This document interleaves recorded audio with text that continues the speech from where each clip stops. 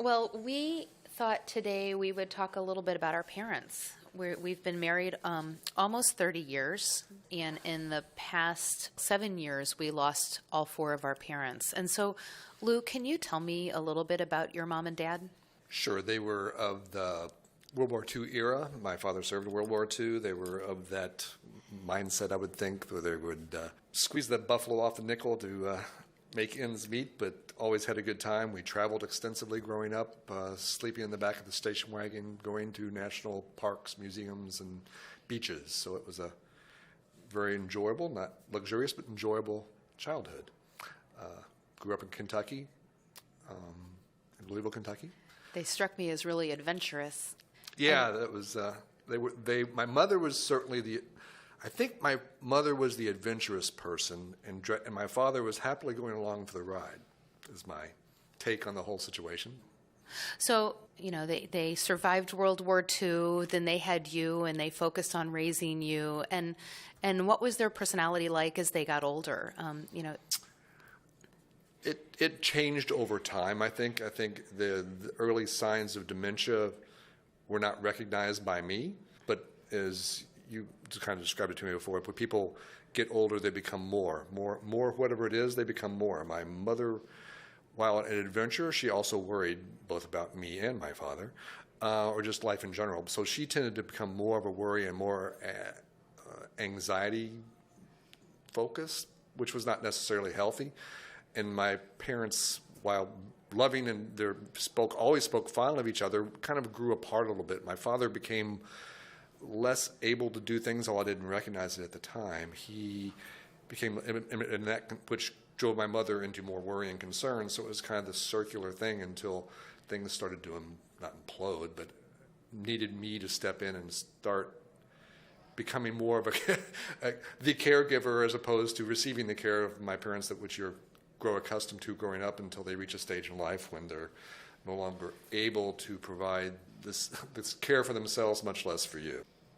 The one incident that really kind of brought it home to me at how much more care they needed was when your mom had fallen and broken her elbow and was in the hospital, and your dad would go there every single day to check on her, and one day he didn't come. So what happened then? My father somehow was driving there, probably shouldn't have been, but he was driving to visit her every day, and he didn't show up. It turns out he had fallen, and no one knew, he had developed pneumonia and was septic, is that the right word? Unconscious on the floor, and my mother got emergency care to him and got in the hospital. And then what I remember is they got him to the emergency room, and they thought that he had a heart attack.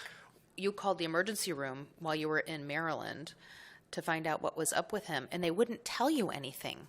Well, that was the first realization that we didn't have all the appropriate legal paperwork in place to negotiate medical systems and other things. After that point, we visited a lawyer, got the paperwork signed, got everything in place so that I carried at that point a miniaturized, unreadable version of the medical durable power of attorney so that I could immediately fax it or send it to whatever medical institution they were involved with, and I could get immediate involvement.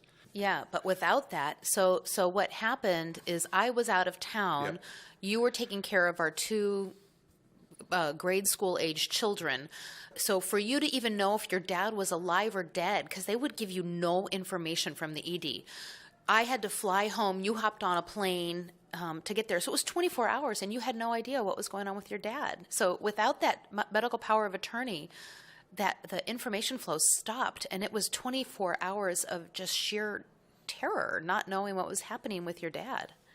And then they went through a series of misdiagnoses, which I wouldn't have known without your help, that they were telling me one thing which was not possible medically, and we eventually got him released. Oh, against medical advice. Medical advice.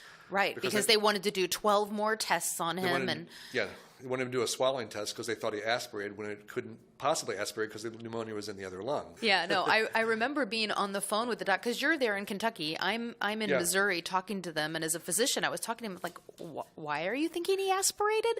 And they said, well, it could be. And I'm like, yeah, well, it could be beriberi as well, and it's not. You know, it could be anything.